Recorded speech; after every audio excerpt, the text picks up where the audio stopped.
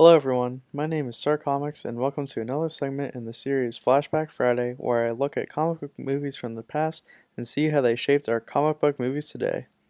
In this video, I'll be looking at the Richard Lester classic, Superman 3, and I'll be discussing spoilers, so if you have not seen the film, check it out and then watch this review. Superman 3 stars Christopher Reeve once again in the title role, the role he was born to play. It also stars Richard Pryor, and Margot Kidder, she's only in it for like 5 minutes, and a host of other co-stars. Richard Lester, who directed the sequel to the first Superman, directs this third installment. According to reports, Kidder was barely in the film due to her protest of the firing of Richard Donner from the second film, but producers have said it was due to her breakup with Superman in the film that led to her diminished role. And yeah, Richard Pryor, possibly the greatest stand-up comedian to grace the stage, also appears in this film, although he has said he even did it for a paycheck. None of those things really breed success for a film.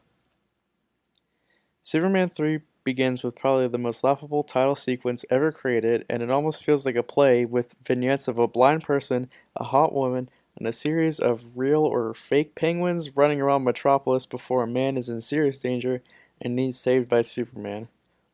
Meanwhile, we find out Clark is sent on assignment to his high school reunion, where Lois is sent to the Caribbeans.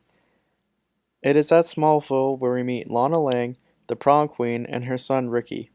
Meanwhile, we see the struggles of Gus Gorman, played by Richard Pryor, as he tries to find work and eventually finds his way to a computer science job. He is frustrated by his pay, and he finds a way to round up his paycheck, kinda like an Office Space. Due to this computer genius Gorman working the system to get more pay, he is called to his boss's office, but instead of being fired, he is actually hired to find a way to defeat Superman. Gorman works on finding the chemical makeup of kryptonite and does so, but cannot find the element needed to create the final kryptonite. Instead, he puts tobacco in the kryptonite and forces Superman to touch it. Instead of killing him, Superman splits into two personalities, one being his normal self and the other is a truly evil version. We see evil Superman be evil by shooting bar peanuts into liquor bottles, fixing the Leaning Tower of Pizza, and seducing women on the top of the Statue of Liberty.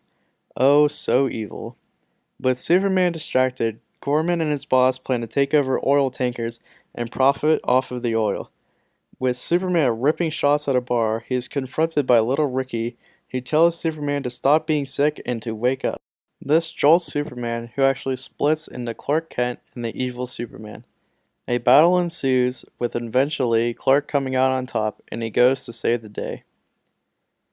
With all of the oil takers under control from a central machine, the machine eventually comes alive and starts attacking Superman.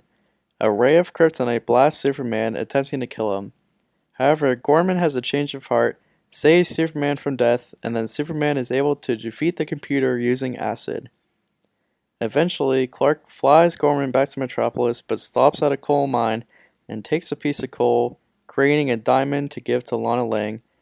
And finally, Superman goes around fixing the problems that the evil Superman caused by fixing the Tower of Pisa. Yeah, this movie's certainly not the best. The movie couldn't decide if it was trying to be a comedy or if it was a serious movie. With the splitting of Superman and evil Superman, there are definitely some interesting things you can do with this plot point, as you have this man who is supposed to be the beacon of truth doing terrible things, but instead he fixes the Leaning Tower of Pisa. For some reason, comic book movies have trouble when they split the personalities of their heroes. Pryor, even though he said he only did the movie for a paycheck, has his funny moments in the movie. It is certainly a silly movie, but you can definitely have fun with it. It's not a well-made movie by any means, and even the effects are more dated than previous Superman movies, but you can certainly have a laugh with it. Alright guys, what do you think of Superman 3? Let me know in the comment section below, and be sure to subscribe and follow me on social media. Thank you for watching, and as always, keep comicsing.